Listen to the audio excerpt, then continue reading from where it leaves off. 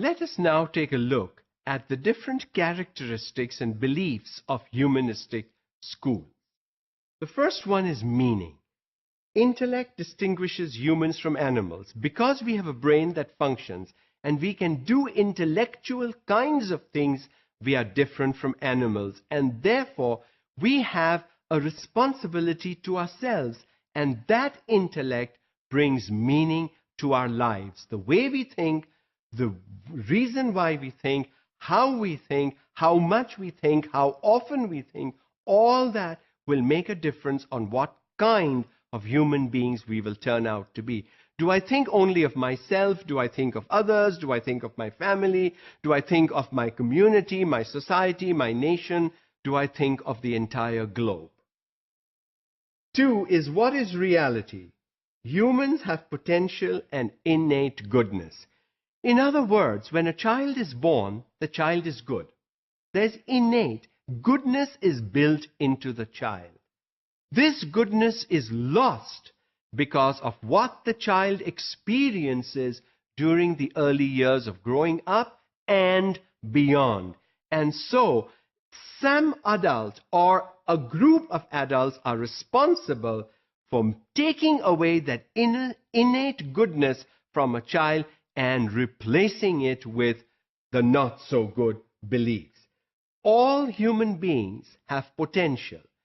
All human beings are capable. The humanistic school would like to tap on that capability and potentiality of individual students and groom them to be the best at what they are best at, not what the teacher or the parents want them to be the best at. 3 is the nature of humaneness. Autonomy, dignity, and freedom are sacred. Autonomy is being independent. You can't live a dependent life. Young people have to be taught how to be independent, how to be autonomous, how to do things for themselves. Dignity is worth self-esteem. What are you worth? What does somebody else think of you? That thinking of somebody else is reflected from you. You have to indicate, you have to set your worth. What are you worth? And people outside of you should be able to see that worth and say, yes, this is what you are worth. And freedom. With freedom, as I said earlier, comes responsibility. So freedom and responsibility go together. Freedom doesn't mean you waste your life, you do nonsensical things. Freedom means you do the right things in life at the right times. 4 is educational aim. The aim of education under the humanistic school is individual potentiality, self-actualization. Because it believes on the individual and because it believes that all human beings are different and unique, it focuses on individual potentiality. Every human being has some potential. Every human being. There is something good even in the worst human being. Find that something good and work on it, and you can transform a life. Self-actualization really is when you begin to understand your purpose in life. When you can really say, I have lived a good, worthy life. I don't care when God wants to take me away.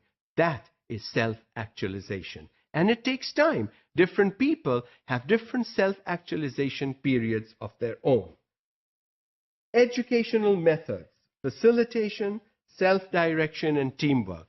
So the teacher's job is simply to help. And students do a lot of work in teams or in groups, sometimes even in pairs, but less work as individuals. So there is more of cooperative learning than there is of competitiveness. Educational content, any curriculum is a vehicle for meeting needs. In other words, you don't need a prescribed content to teach. Teaching can happen based on situations, experiences, happenings within the classroom.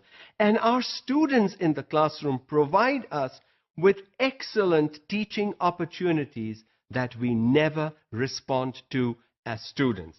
For example, when you found that a student cheated on his homework, it's a great opportunity to teach why cheating is wrong, why honesty is good, why doing your own work is a good value, but we ignore it. We punish the child by saying, you cheated, this is a 0. The child learns nothing and nobody understands what cheating really is and why one should not do it. The humanistic school says, take these teachable moments that students offer in our classrooms and make good use of them. Main criticism is important societal goals can be missed. Society may need more of X and less of Y. If our students in a humanistic classroom are more Y-oriented, you may miss societal goals. Sometimes it may be okay. Most of the time, it would not be okay. So that's a criticism of the humanistic school of thought. And the key proponents over here were Maslow, Knowles, Elias Merriam, and Tuff.